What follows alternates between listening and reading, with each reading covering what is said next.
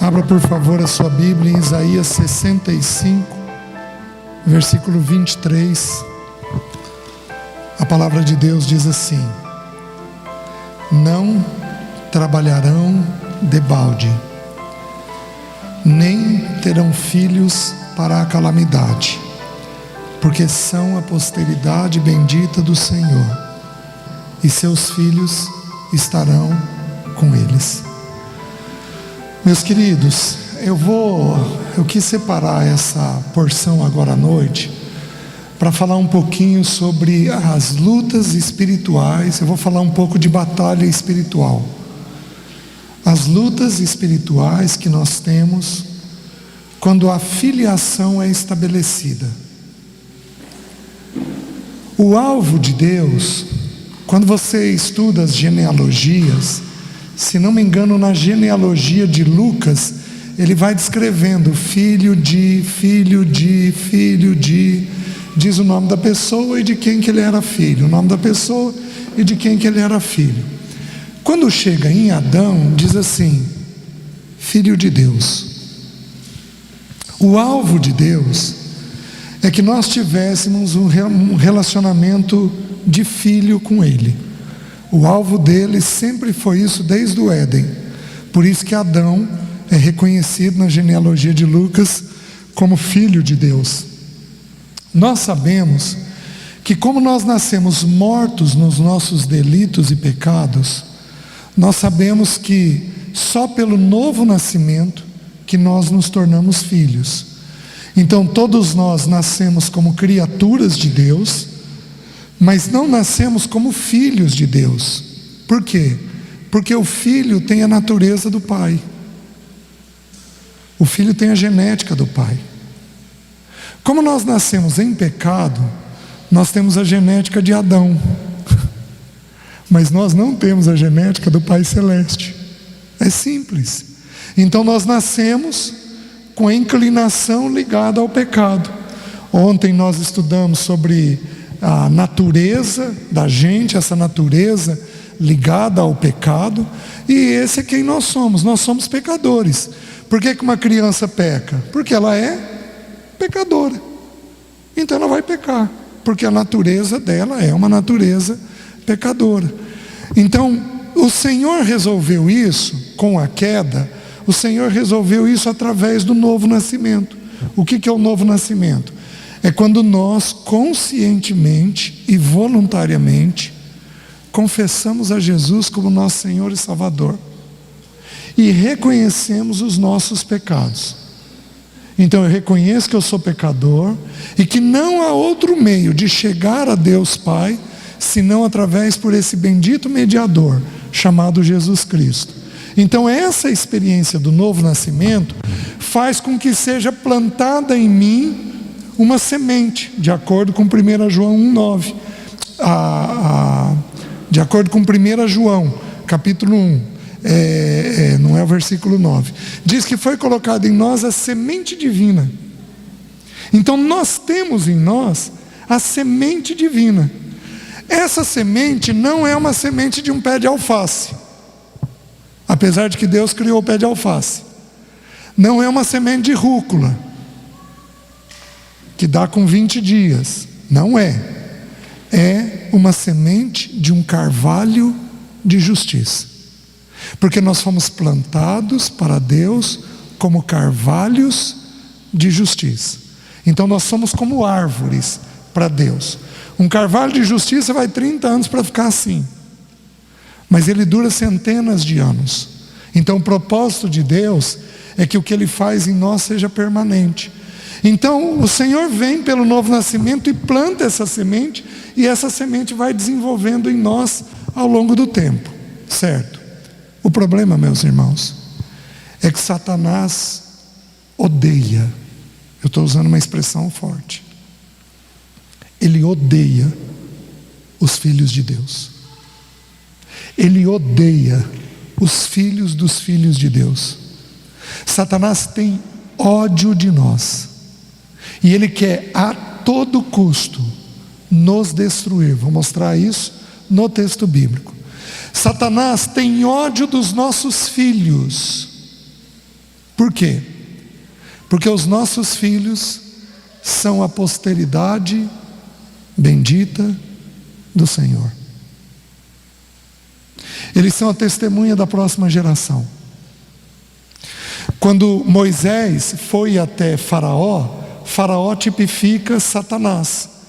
O Egito tipifica o mundo, então Faraó é o senhor do mundo, e Moisés é um tipo de Cristo.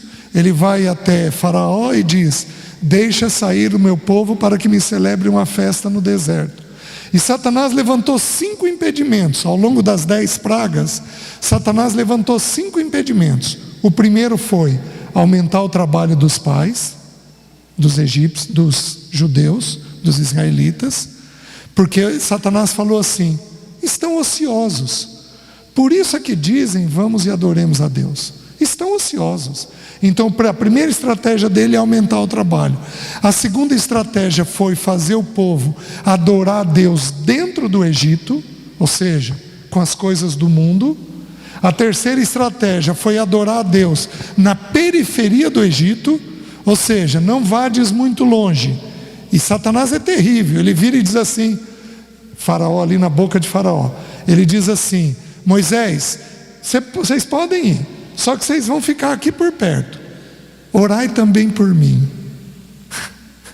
Porque Satanás aparece como anjo de luz na batalha espiritual, uma coisa bonita.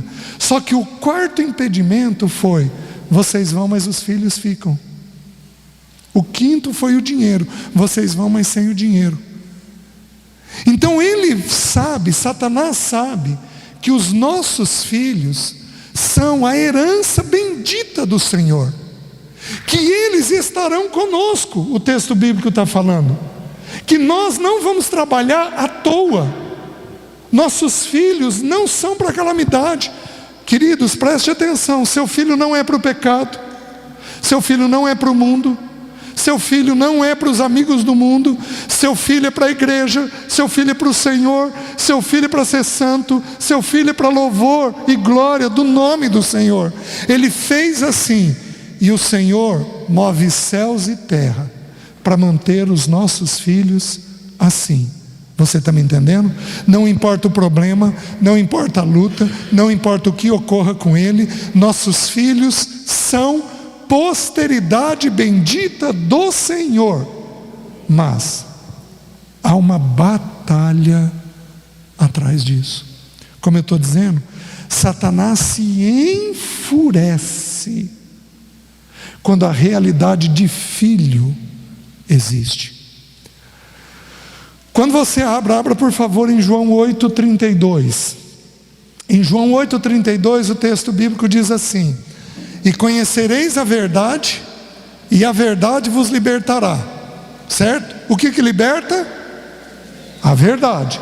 Porém você avança no texto bíblico, no versículo 36, diz assim: se pois o Filho vos libertar, verdadeiramente sereis livres. Filho está em letra maiúscula, porque está se referindo a Jesus.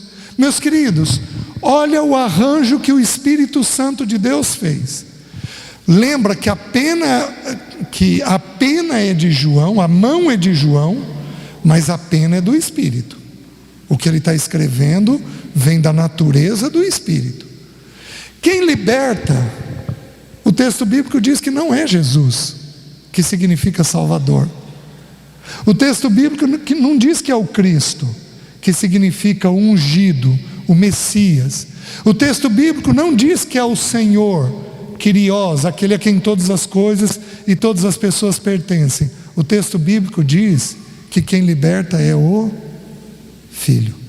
Por que o Espírito Santo escreveu isso? Porque quando você se vê na realidade do Filho, acabaram-se os medos,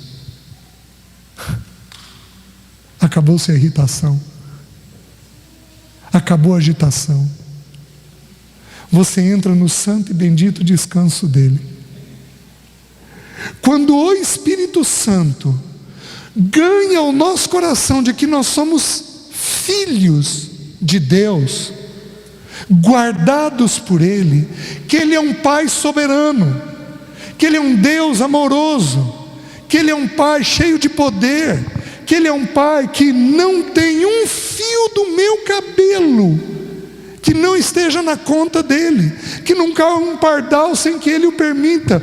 Quando eu consigo entender esse Deus soberano, esse Pai amoroso, nosso coração entra em completo descanso. Então, Satanás odeia a filiação, porque é o momento em que o povo de Deus é verdadeiramente livre. Os irmãos estão entendendo? Eu fui cheio de medos, e um medo que eu tinha, os irmãos já ouviram eu dar esse testemunho, era de ser enterrado vivo, de ser cataléptico. E eu não lembro em que altura da minha vida cristã, foi ali no início, foi no início do casamento, o medo voltou, e eu dormi 4 meses sentado, segurando a mão da Leci, com pânico. E eu pedi, acordava ela a noite inteira: Leci, você não me deixa ser enterrado vivo? Você garante que eu estou morto? Você não me deixa? Meus queridos, eu estava com pânico. No medo a gente supõe que as coisas vão acontecer, mas no pânico você tem certeza que elas estão acontecendo. E o Senhor me libertou.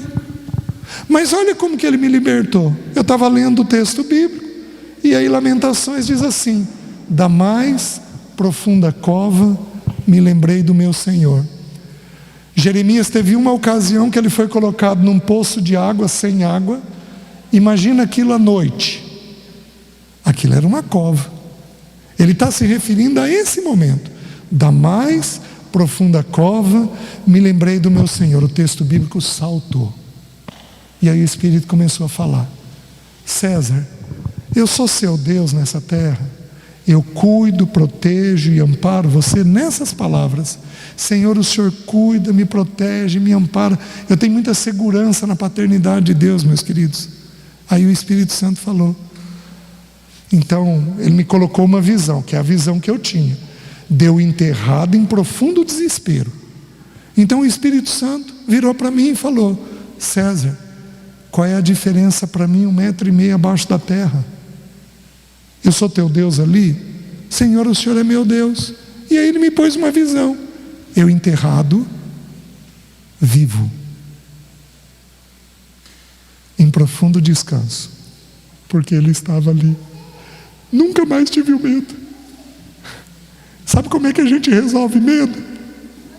Põe Deus na situação.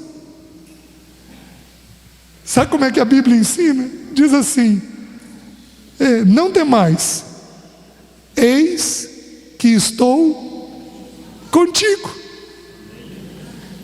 Ele se inclui na situação.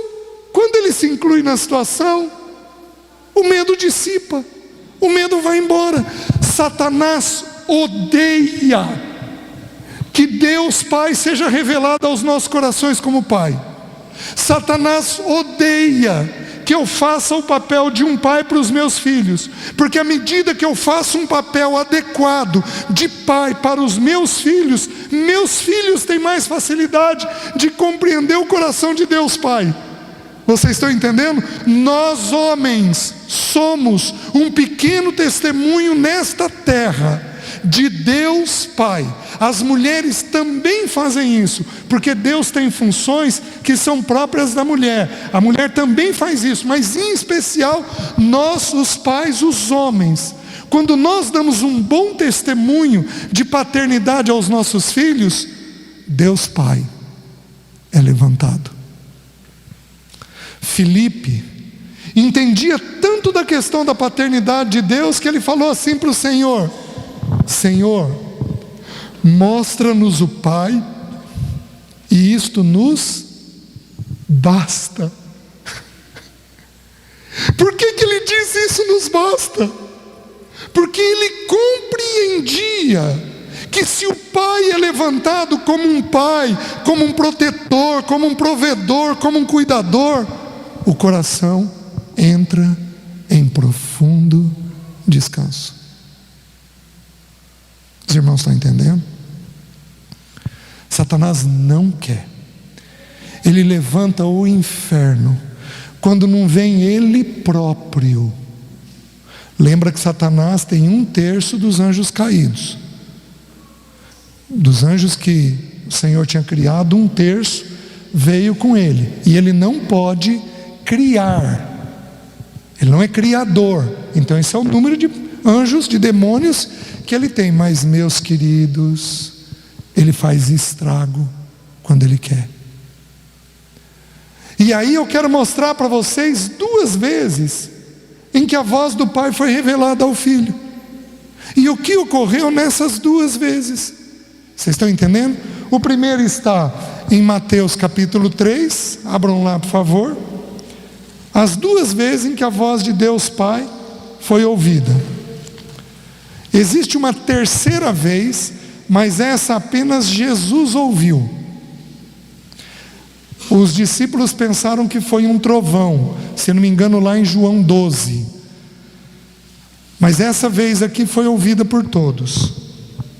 Capítulo 3, versículo 16 e 17. O texto bíblico diz assim: batizado Jesus, saiu logo da água, e eis que se lhe abriram os céus, e viu o Espírito de Deus descendo como pomba vindo sobre ele.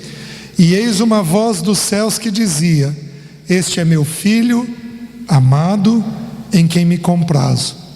Então presta atenção. O Espírito Santo veio sobre Jesus e falou o quê? Este é meu pertencimento. Lembra o estudo de ontem? A questão do pertencimento e aceitação. O Espírito podia ter dito: este é o Filho. A voz do Pai podia ter dito: este é o Filho. Mas não, disse: este é meu Filho. Porque é um pronome pessoal. Filho tem que saber que você é dele. O que Deus Pai vai fazer? Vai dar 50 demonstrações para Camille de que ela é filha. Basta ela buscar. Que Deus Pai vai vir, vai falar, vai trazer, vai dizer, vai mostrar. Deus cuida, Deus faz, Deus atende. Nós precisamos de experiências com a paternidade de Deus. Meus queridos, é impressionante. Quando você estuda as 3 etapas da vida cristã: filhinhos, jovens e pais, descrita lá em 1 João capítulo 2, começando com o versículo 12. Então nós temos 3 etapas do nosso desenvolvimento cristão. A primeira é filhinhos. Sabe as 2 coisas que o filhinho tem que fazer? Tem que dar nome para pecado. E a segunda coisa: filhinhos, eu vos escrevo porque conheceis o Pai. A base do desenvolvimento espiritual nossa tem que ser experiências com a paternidade de Deus. Não importa a idade. Não importa a idade. Tem que ter experiências com a paternidade de Deus. Eu tenho uma experiência curiosa com a minha filha, que dependeu muito mais da Alessi do que de mim. Minha filha tinha 6 anos de idade e ela virou e falou assim: papai, eu queria um carro de 4 portas. Aí eu falei: filha, pai não tem como comprar. Acho que eu deve ter pensado na época, eu também queria, mas... E aí a Alessi, ouvindo a nossa conversa, a Alessi era muito mais crente que eu, virou e falou assim: Jéssica, ora. E a Jéssica começou todo dia a pedir o carro de 4 portas. Foi por 6 anos de idade, a primeira experiência com a paternidade de Deus. Olha o arranjo que Deus fez. Depois de muitos meses, a bebê tinha um grupo de amigos. Você comprava um carro dividido em 40 vezes, sem juros, sem nada. E eu entrei. E eu fui sorteado para dali alguns meses. No mês que eu fui, um carro básico de 2 portas. No mês que eu fui tirar o carro, o governo tirou o IPI completamente. Eu pude pegar um carro de 4 portas, mas presta atenção. Fui retirar o carro da agência, deu um problema no seguro, eles tiveram que refazer. Fui retirar no dia seguinte. Era o dia do aniversário dela.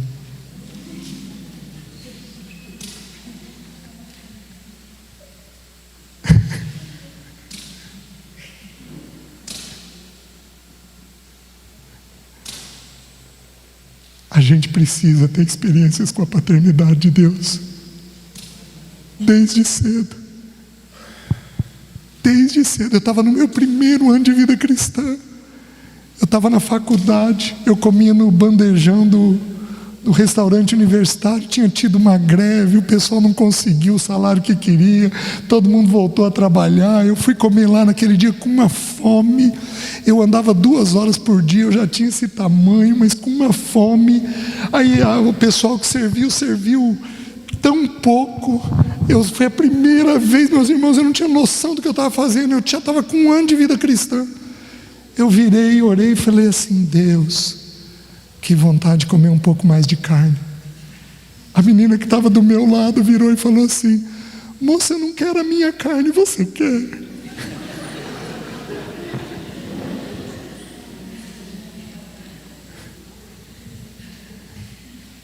Satanás não quer. Satanás não quer. Ele não quer que a gente tenha experiência com a paternidade de Deus. Meus queridos, é tão significativo. Com a doença da Alessia, eu deixei o meu apartamento e aluguei para um irmão. E um irmão muito querido. E esse irmão adoeceu. E esse irmão teve uma dificuldade no reajuste do aluguel. E passaram-se alguns meses, aí ele ligou: César, eu estou te ligando para a gente ver o reajuste. Eu falei: irmão, se ficar do jeito que está, fica de bom tamanho para você. Ele falou: César, você poderia fazer isso? Irmão, para mim não tem problema nenhum. Você quer que diminua o valor? Não, César, esse valor para mim está muito bom. E aí, irmãos, eu fiz isso. E eu alugo um apartamento de um irmão. E quem cuida é a filha desse irmão. E essa menina, orando a Deus, chamou o pai e a mãe e falou: chegou a vez de eu reajustar o apartamento que eu alugava. Eles viraram e falaram: não vamos reajustar o do César, não. Queridos, eu vivi isso agora no final do ano. Eu não preciso disso, eu tenho condições de pagar o reajuste. Mas por que Deus fez isso? Para reacender em mim a chama de que Ele é um Pai. Qual é o preço? Qual é o tamanho do valor quando eu contei isso para os meus filhos? Querido, Satanás não quer que a gente se veja cuidado pela paternidade. Porém a voz diz assim: você é meu, você é filho, você é amado, e eu tenho todo o meu prazer em você. Então a voz de Deus Pai diz isso ao nosso coração. E Satanás vai fazer de tudo para dizer que nós não somos amados. Meus queridos, muitos irmãos perderam pessoas e tem um sentimento muito mais agravado que o meu. No Dia dos Pais eu fui tomar um café da manhã com a Jéssica. Aí a Jéssica, a gente tomando café, aí era uma padaria que eu ia muito com a Alessi. E a atendente veio, a Alessi conversava com ela, aí perguntou: e você enviuvou? Eu já tinha estado lá 1 ou 2 vezes. Aí, como é que você está? Aí ela virou para mim e falou assim, e aquele dia doído para mim, porque estava sem a Alessi, ela virou e falou assim: olha, vai melhorar, viu? Eu perdi meu marido e meu filho no mesmo dia. Eu virei para a Jéssica quando ela saiu e falei: mas Deus é um pai perfeito, né? Não dá isso daqui de espaço para ter queixa. Porque se a gente olhar para trás, pode ser muito pior. Quantas pessoas não perderam? Não tem sofrimento, não tem problema. Meus irmãos, Ele é um pai amoroso em tudo que faz. Trouxe vida, trouxe morte. Ele é um pai de amor. Então Ele vai, o Espírito Santo vai dizendo o tempo todo ao nosso coração que nós somos dele, meu, que nós somos filhos, somos amados e que Ele tem prazer em nós, certo? Porém vamos ver o texto agora. Olha o que ocorre. Capítulo 4. A seguir, foi Jesus levado pelo Espírito ao deserto para ser tentado pelo diabo. E depois de jejuar 40 dias e 40 noites, teve fome. Então o tentador, aproximando-se, lhe disse: se és filho de Deus, manda que estas pedras se transformem em pães. Jesus, porém, respondeu: está escrito, não só de pão viverá o homem, mas de toda palavra que procede da boca de Deus. Então o diabo levou a cidade santa, colocou-o sobre o pináculo do templo e lhe disse: se és filho de Deus, atira-te abaixo, porque está escrito, aos seus anjos ordenará a teu respeito que te guardem.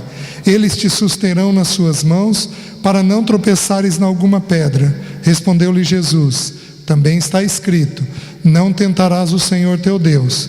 Levou ainda o diabo a um monte muito alto, mostrou-lhe todos os reinos do mundo e a glória deles, e lhe disse: tudo isto te darei se prostrado me adorares.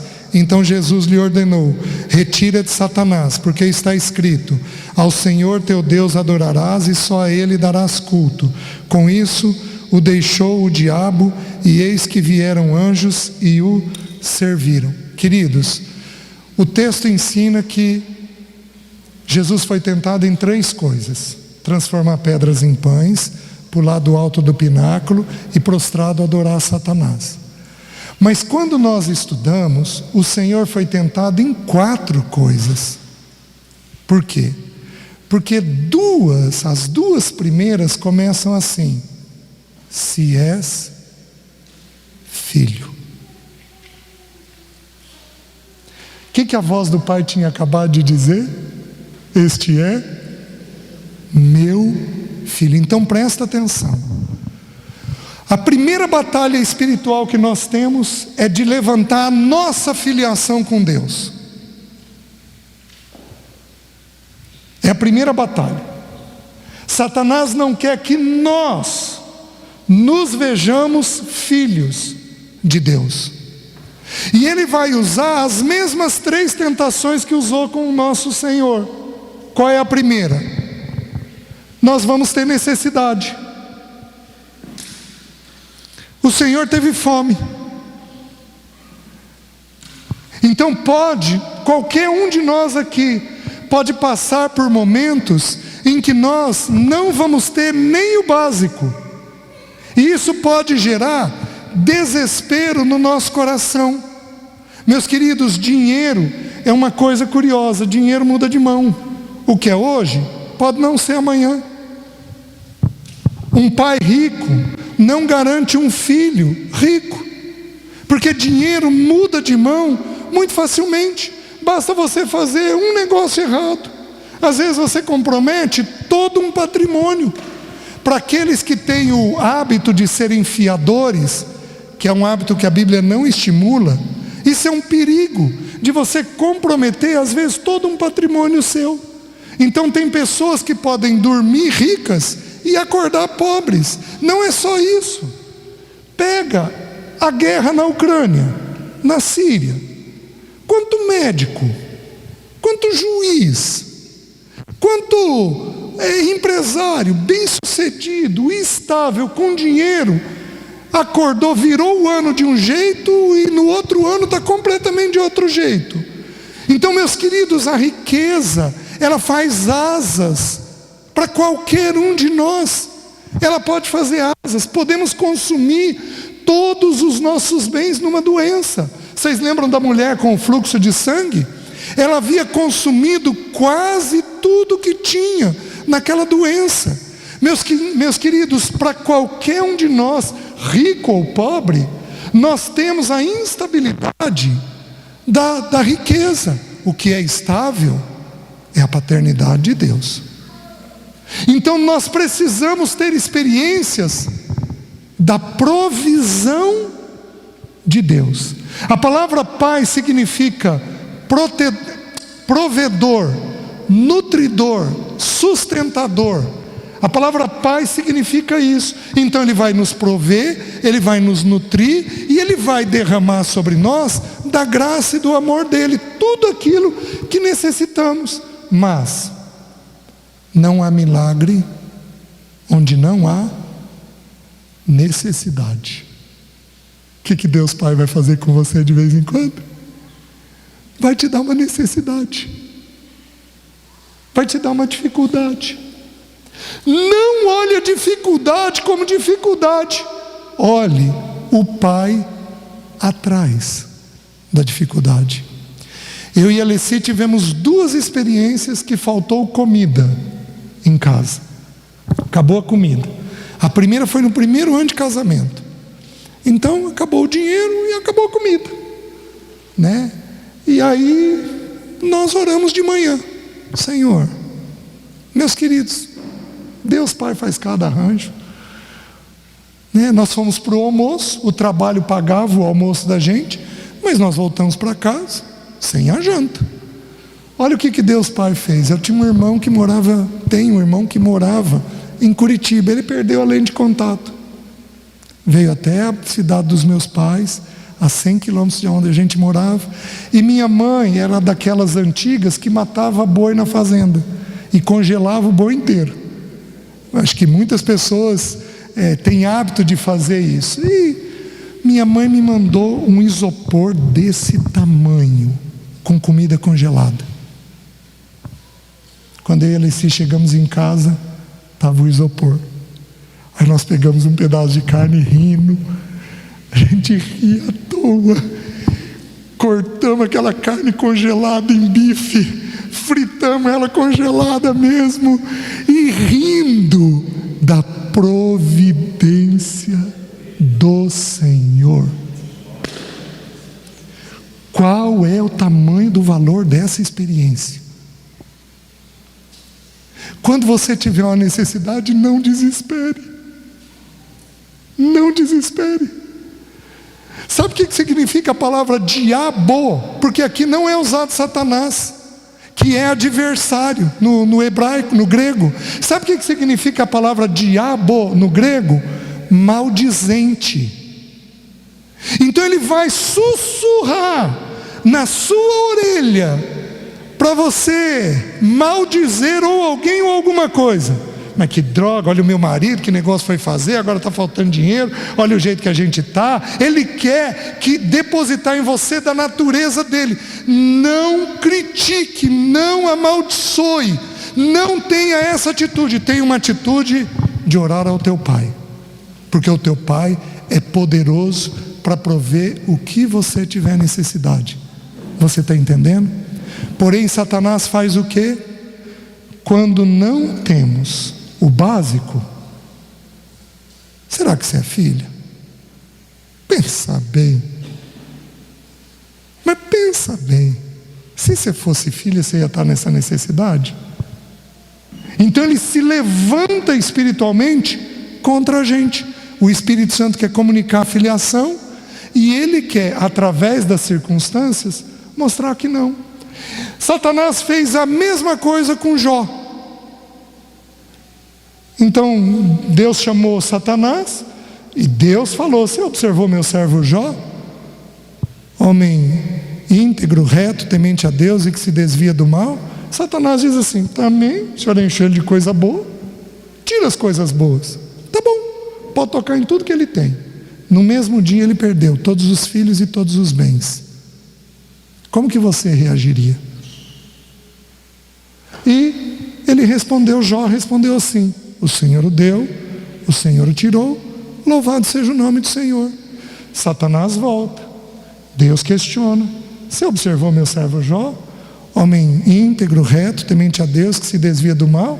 Ainda que você tenha me instigado contra ele, dizendo que ele só me amava porque eu dava coisas boas para ele.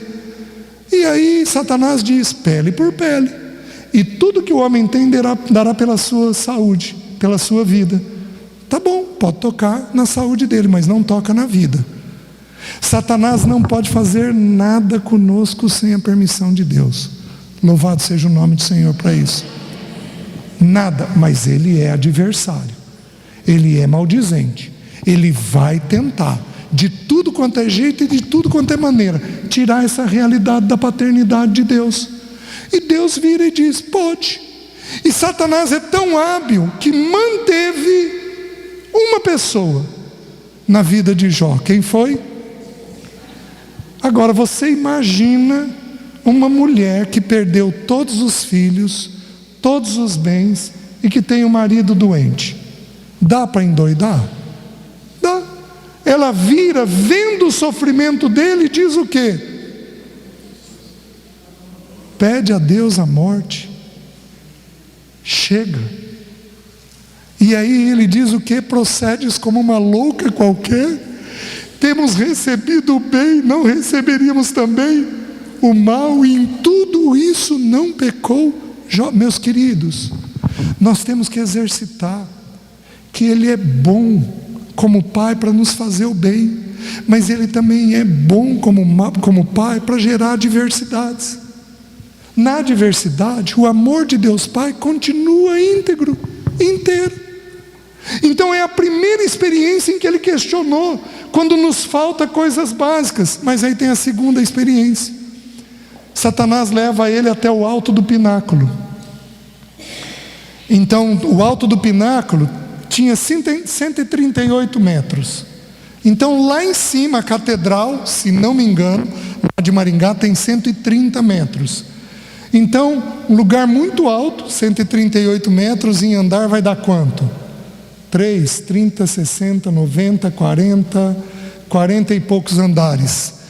Vai dar uns 42, 120 mais 18, 46 andares. Gente, nós estamos falando de um prédio de 46 andares. É muito alto. E na cultura judaica havia-se um hábito de que quem pulasse do alto do pináculo e chegasse embaixo vivo seria reconhecido como o Messias. O que Satanás fez? Pula.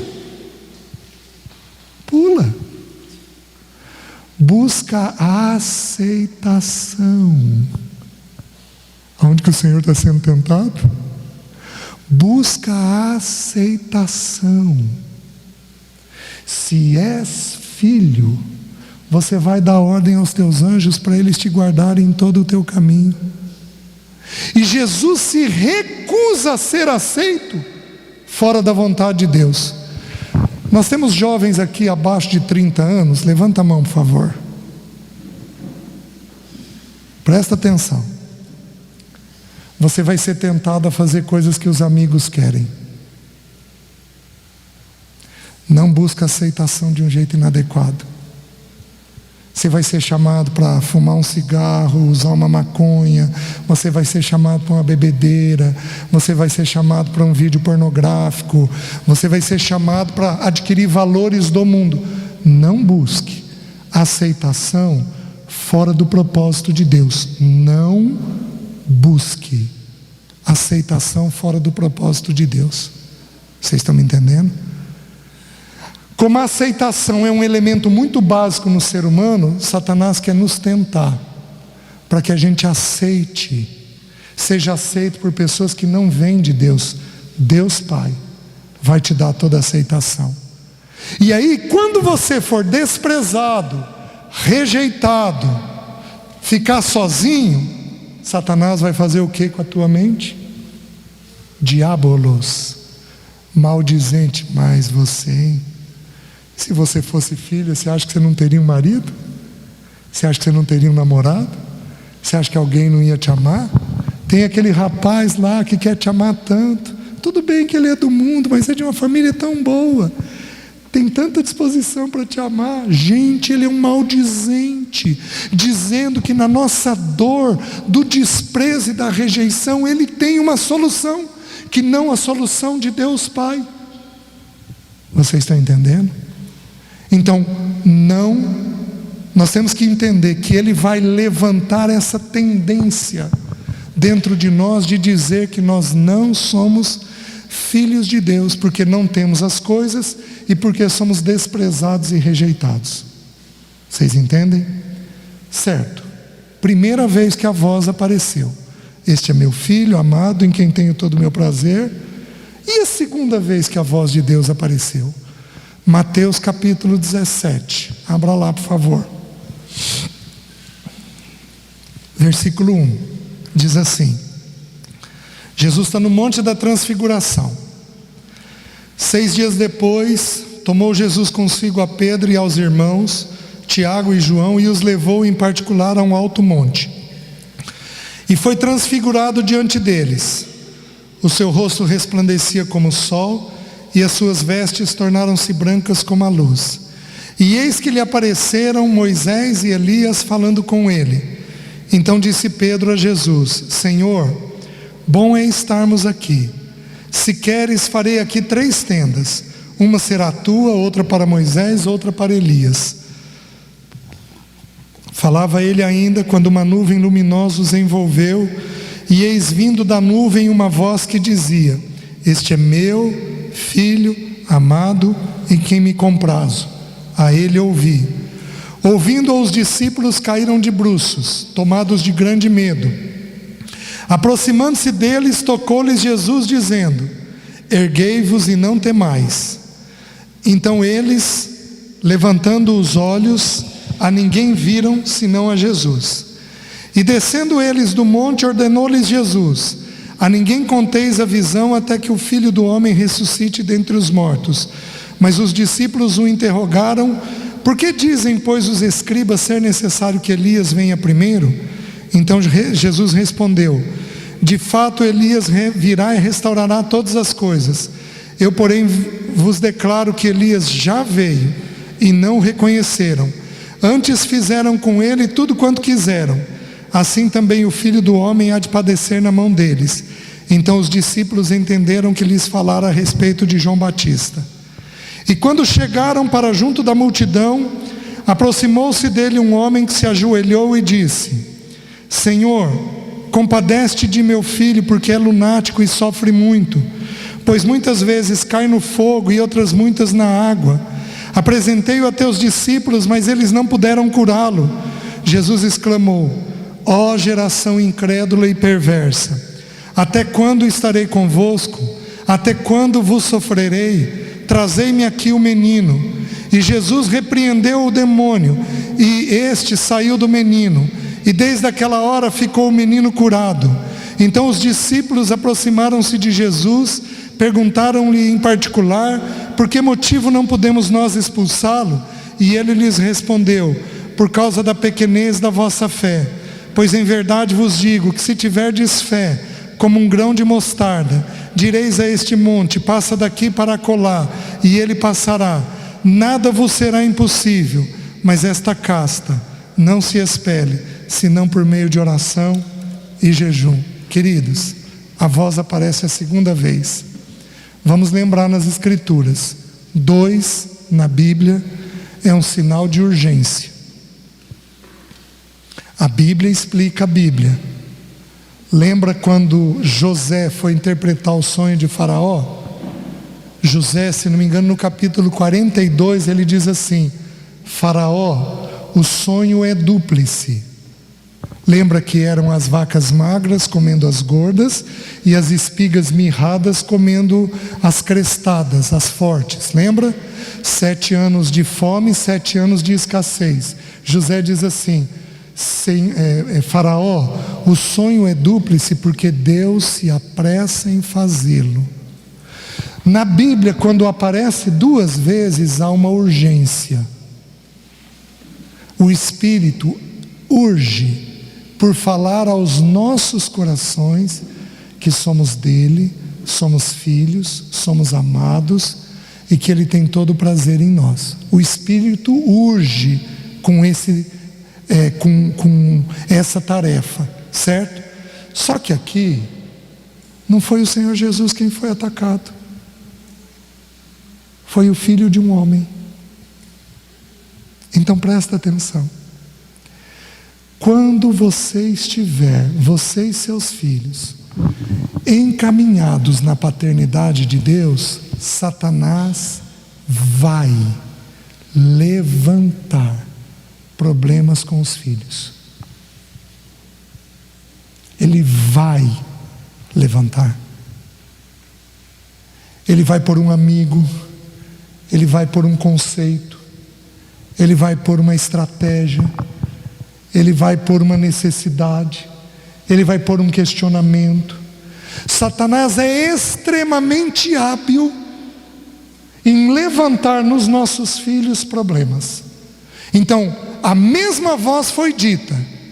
Dessa vez houve um acréscimo.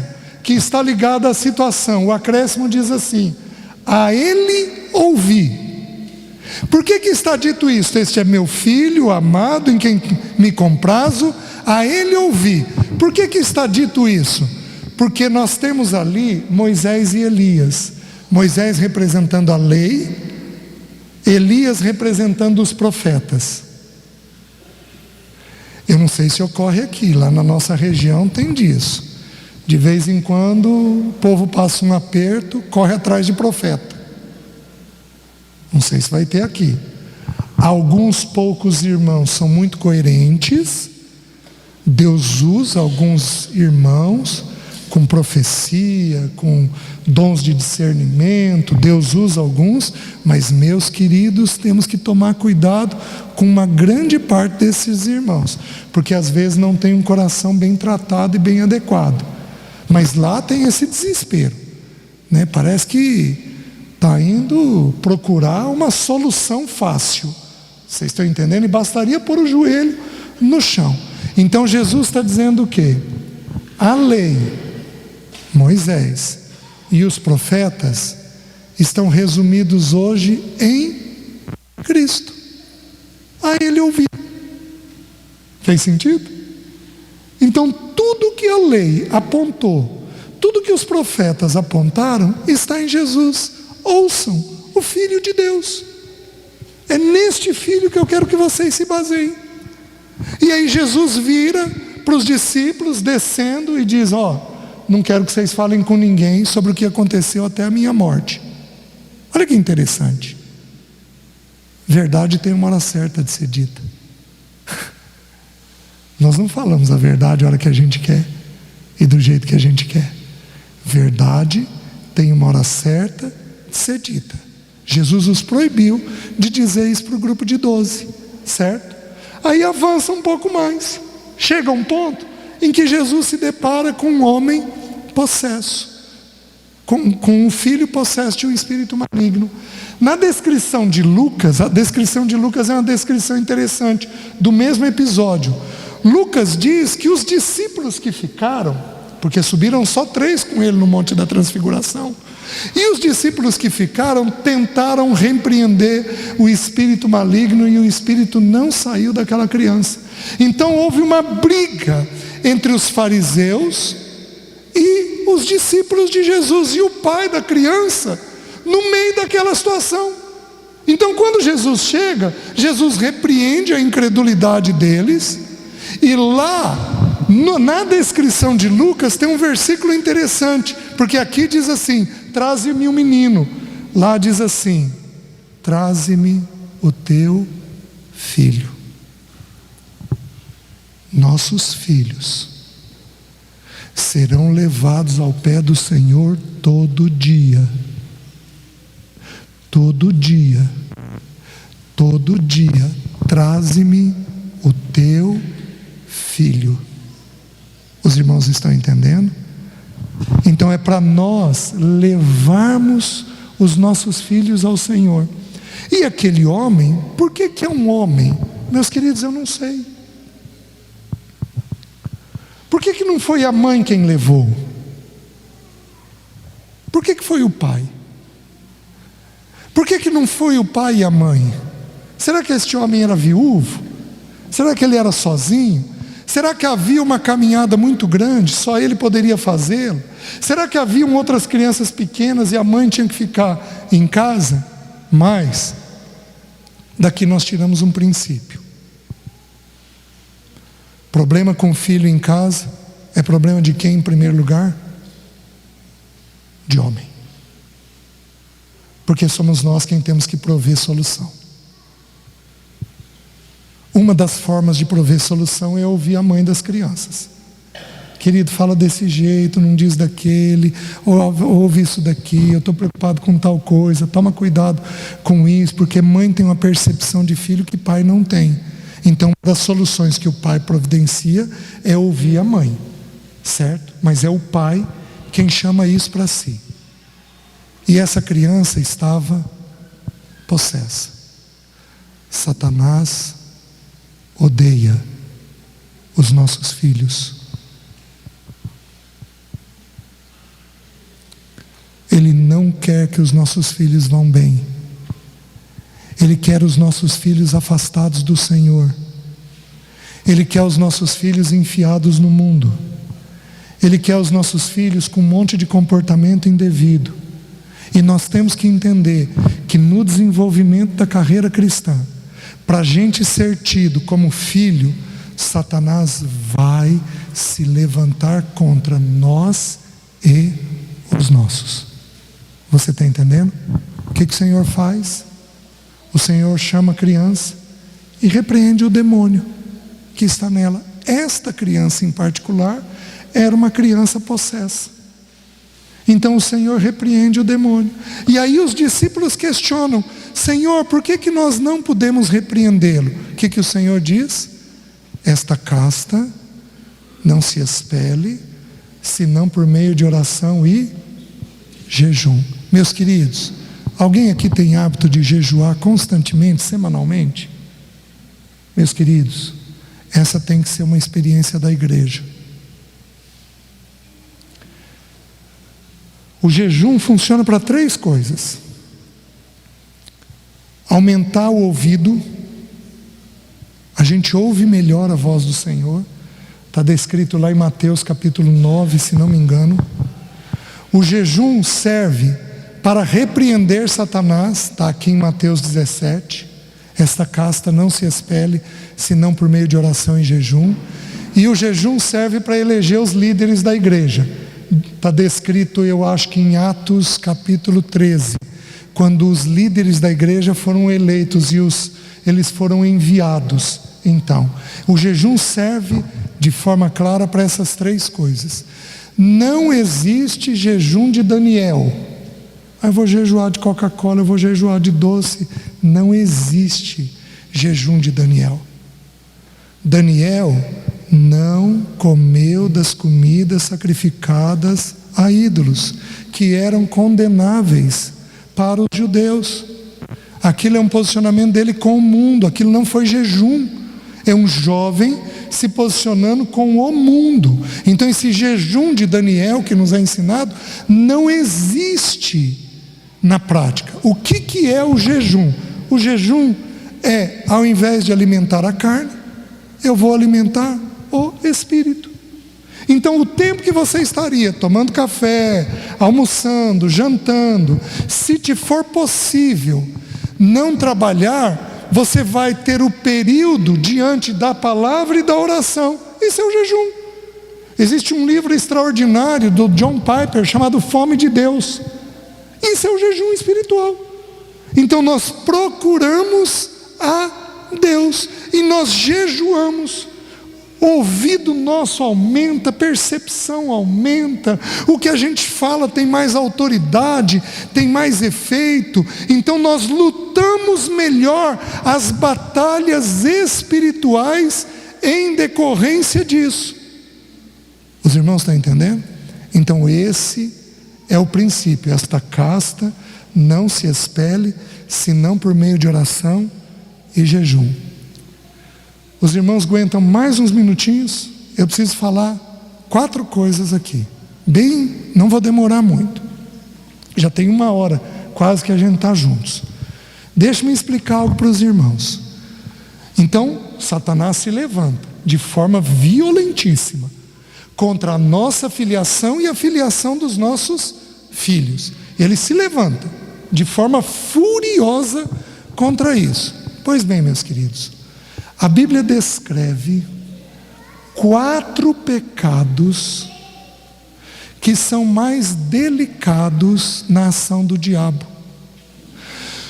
A Bíblia diz assim, Gálatas, diz assim: as obras da carne.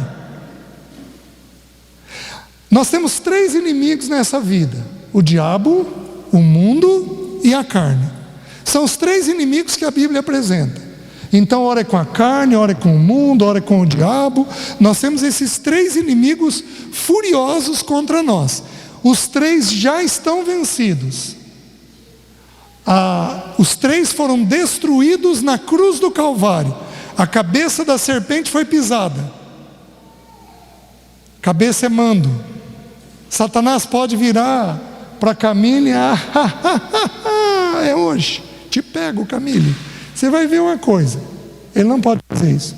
Ele tem que virar para Deus Pai, ou para Deus Filho, dependendo do jeito que você compreender. Ele vai virar para Deus Filho e falar: posso atacar a Camille nisso, nisso e nisso? E Deus Filho vai dizer pode ou não.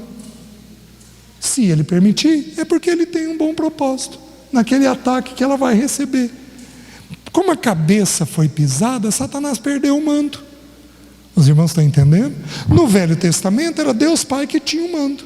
Satanás não podia fazer nada sem a ordem de Deus Pai. Mas no Novo Testamento, com a cruz, Jesus pisou a cabeça da serpente. Então tem pecado que tem uma presença maligna maior. Tem coisa que é da carne e tem coisa que é do mundo. Então a carne foi destruída na cruz, o poder do diabo, a cabeça dele foi pisado na cruz, e o mundo foi julgado e condenado na cruz. Por isso, meus irmãos, não se iludam, vou abrir parênteses e vou fechar, porque pecado não se resolve com lei. Não acham que é esse governo ou aquele governo. Pecado não se resolve com lei. Pecado se resolve quando a igreja se levanta e avança em direção às portas do inferno. Esse é o princípio. Pecado é uma coisa espiritual, que não se resolve de forma humana, se resolve apenas espiritualmente. Fechei parênteses com isso, certo? Tá bom. Mas existem alguns pecados que a Bíblia descreve que Satanás tem uma ação um pouco maior. Eu vou falar de trás para frente. O primeiro está descrito em Efésios. Quais são os 4 pecados que Satanás tem uma ação um pouco maior? Efésios,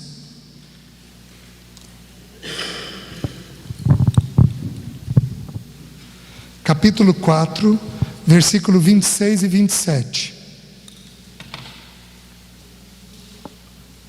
O texto bíblico diz assim: irai-vos e não pequeis. Não se ponha o sol sobre a vossa ira, nem deis lugar ao diabo. Meus queridos, existe uma forma de ira sem pecado. É a maneira pela qual Deus se ira com o homem. Então existe uma ira santa, bendita, correta, adequada. Esta ira não envolve emoção. Porque a irritação é um pecado que habita na emoção. É um sentimento da emoção. Ela não envolve emoção, ela envolve o entendimento de uma injustiça praticada e a solução daquela situação. Então é uma coisa objetiva, lúcida, clara, que a gente pega e faz. Irai-vos e não pequeis, não se põe o sol sobre a vossa ira. Quem aqui é irritado, levanta a mão, por favor. Levanta alto. Nem deis lugar ao diabo. Porque a hora que você se irritar, o que Satanás faz? Ele tem um espaço maior para agir em você. Satanás pode pôr deixa eu poupar a Camille, tadinha. Deixa eu desistir um pouquinho de você. Ela está ali se abanando. Me lembra seu nome? Nilce. Quando a Nilce fica irritada, ela fica cega e surda. Só não fica muda. Certo? Fala o que não deve. O que Satanás faz nessa hora? Lança dardos inflamados na mente dela. Satanás pode pôr um pensamento novo na mente da Nilce? Não. Porque a Bíblia diz que de dentro do coração dos homens é que brotam os maus pensamentos. Então, mau pensamento vem de dentro. Mas Satanás pode instigar um pensamento nela. Pega a tua bolsa e bate no Ivan.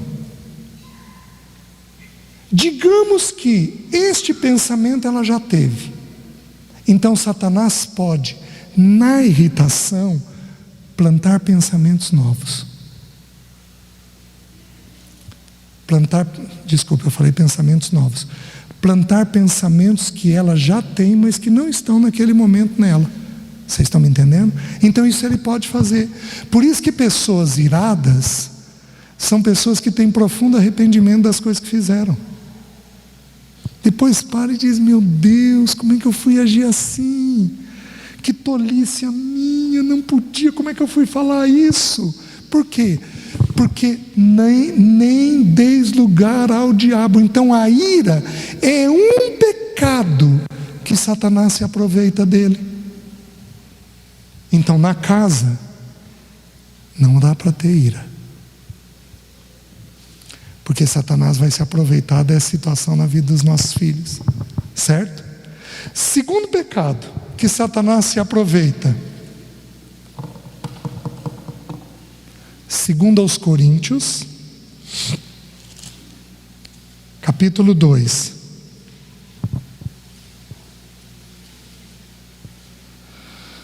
versículo 10 e 11, diz assim: a quem perdoais alguma coisa, também eu perdoo, porque de fato o que tenho perdoado, se alguma coisa tenho perdoado, por causa de vós o fiz na presença de Cristo, para que Satanás não alcance vantagem sobre nós, pois não lhe ignoramos os desígnios. Segundo pecado, que há uma ação maior do diabo: a falta de perdão.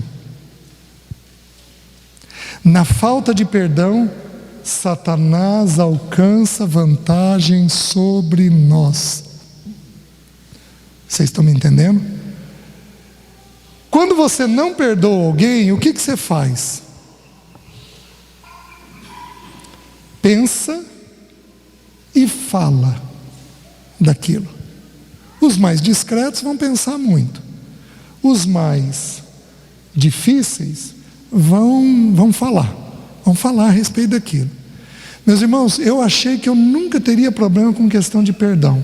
Eu sou bem tranquilo, levo de boa algumas coisas, mas meus queridos, eu tive uma experiência há uns 10 anos atrás, onde uma pessoa falou uma coisa de mim, mas tão pesada, que eu tive pneumonia. Nunca tinha tido pneumonia na vida. Acordei um dia com febre. A hora que fui para o médico, estava lá o foco de pneumonia. De tanto que aquilo me azedou por dentro, mas fez mal. E eu clamando ao Senhor e brigando. Eu sabia que eu estava numa luta com relação à questão do perdão, e eu não conseguia, aquilo não saía. Tentei tratar a situação, a pessoa não quis tratar a situação. Aí um dia eu fui visitado pelo Senhor numa ceia. Eu pus o joelho no chão e clamei ao Senhor: Senhor, eu não suporto mais pensar sobre isso. Senhor, eu estou perdoando. Senhor, me ajuda. Meus queridos, eu fui visitado pelo Senhor e o sentimento desapareceu.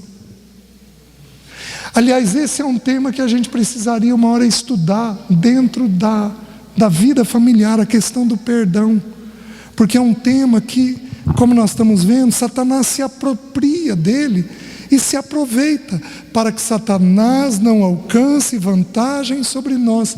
Porque o que é a falta de perdão? Eu enrosco ou com a pessoa com o que ela fez. E aí a tua mente não é ocupada pelo Espírito, não recebe um depósito do Espírito. A tua mente está o tempo todo ocupada com aquilo que te dói. Os irmãos estão entendendo? E aí nós precisamos enfrentar isso de um jeito adequado. Então, segundo pecado: primeiro, ira. Segundo, a falta de perdão. Terceiro pecado que Satanás se aproveita: João 8:44, texto muito conhecido. Diz assim,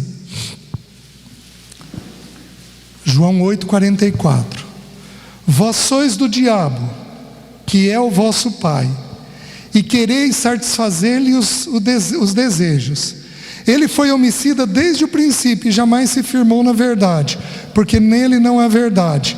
Quando ele profere mentira, fala do que lhe é próprio, porque é mentiroso e o pai da mentira. Meus queridos, a palavra pai aqui é a mesma palavra para Pai Deus: provedor, nutridor, sustentador. Então entende uma coisa: quando há uma mentira, jovem, presta atenção no que eu estou te dizendo. Se você quer ter uma vida minimamente estável, não importa se você vai permanecer no Senhor ou não. Você quer ser uma pessoa madura, você tem que lidar com a verdade. A gente pega ímpios, jovens ímpios extremamente maduros. Sabe por quê? Porque eles lidam bem com a verdade. Verdade tem que ser dita. Aquela verdade que é essencial precisa ser dita.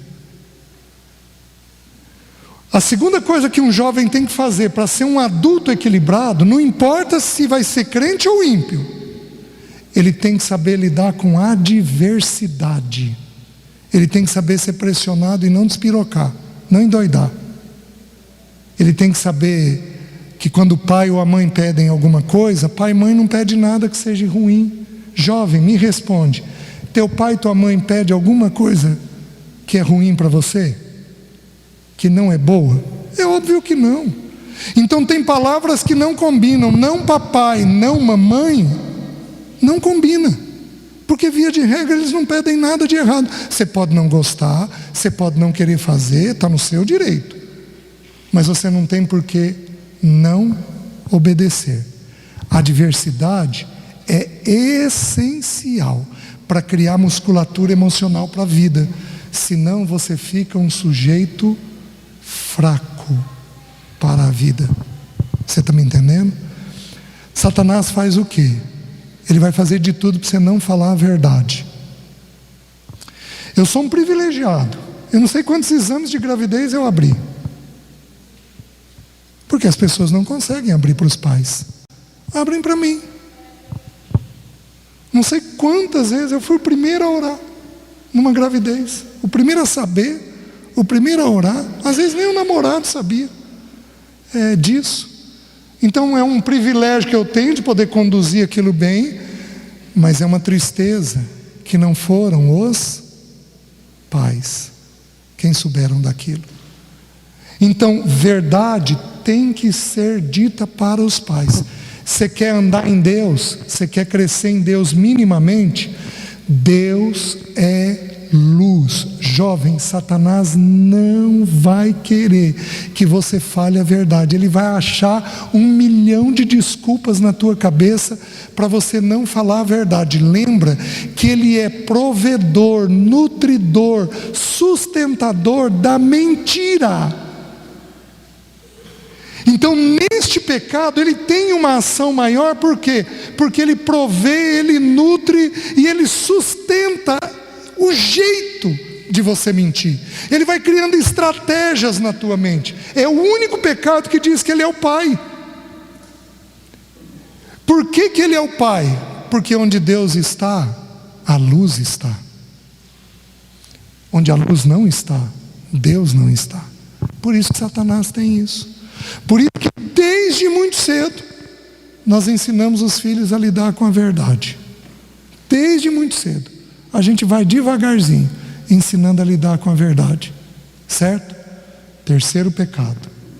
Último pecado. Esse é interessante. Mateus capítulo 16. Versículo 21 a 23. Diz assim o texto bíblico.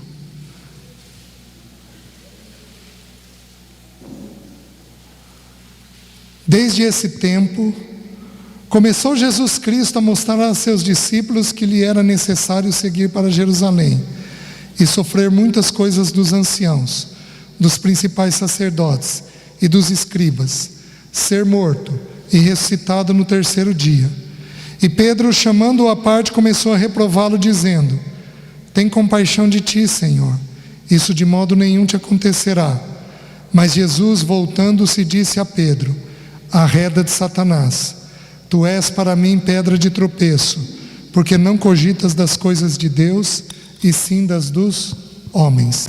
Quarto e último pecado em que nós temos que dizer: arreda-te, Satanás. A vitimação. Quem se vitima?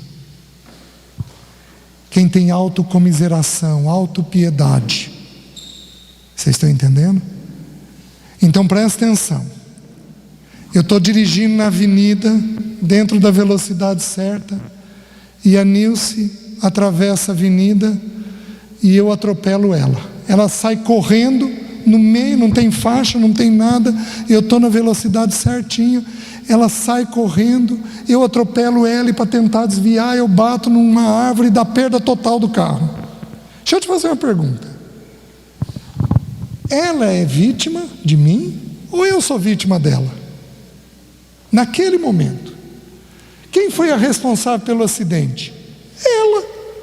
Eu sou vítima dela, mas ela está estirada no chão.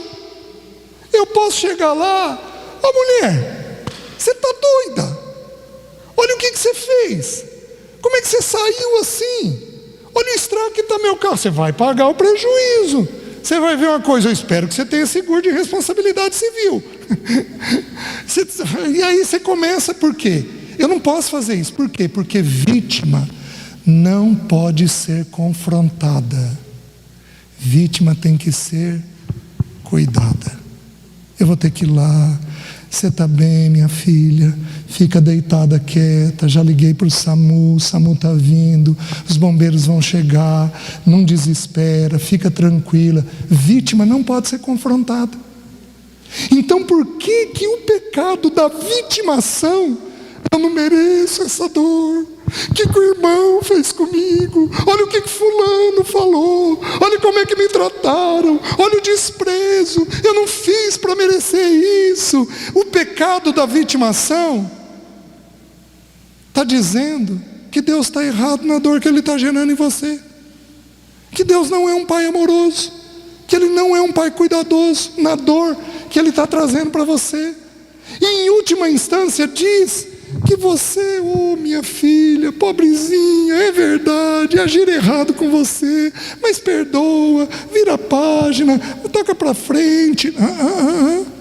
A gente vira e diz, digamos que estou na minha situação de atropelamento da Nilce, né? Os irmãos vão virar e falar: César, você tem que perguntar para Deus, por que Deus permitiu isso? Porque Deus não faz nada à toa.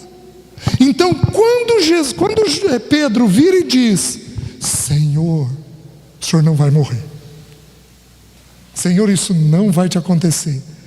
Meus queridos, não há nenhuma dor que você passe que esteja fora do governo santo e bendito de Deus. Não há nenhuma dor que você passe que esteja fora do governo santo e bendito de Deus. Só que se você virar vítima, Deus não pode te tratar. Você só pode ser cuidado. Então é um pecado onde Satanás faz com que a obra não avance. A obra de Deus não avance dentro da nossa vida. Está fazendo sentido, meus irmãos? Então, 4 pecados: ira, perdão, mentira e vitimação. Amém? Vamos nos colocar de pé, irmãos. Vamos orar. Obrigado à tolerância aí dos irmãos. Vamos ter uma palavra de oração. Abraça quem estiver perto aí de você, se for possível. Senhor, nós nos submetemos a Ti e resistimos a Satanás. E o texto bíblico diz que ele vai fugir de nós. Repreendemos na nossa vida todo o pecado da falta de perdão, da ira, da mentira, da vitimação. Pedimos que essa localidade, esses irmãos, sejam levantados como um corpo firme e sólido. Senhor, dá-nos graça de discernirmos os ataques espirituais que Satanás tanto afronta o Teu povo. Dá-nos graça de resistirmos a esses pecados. Dá-nos graça, Senhor, de nos sujeitarmos a Ti. Precisamos de Ti. Por isso nos visita e derrama da Tua graça sobre nós, para que o Teu bom nome seja glorificado. Nós oramos em nome de Jesus. Amém. Amém, irmãos.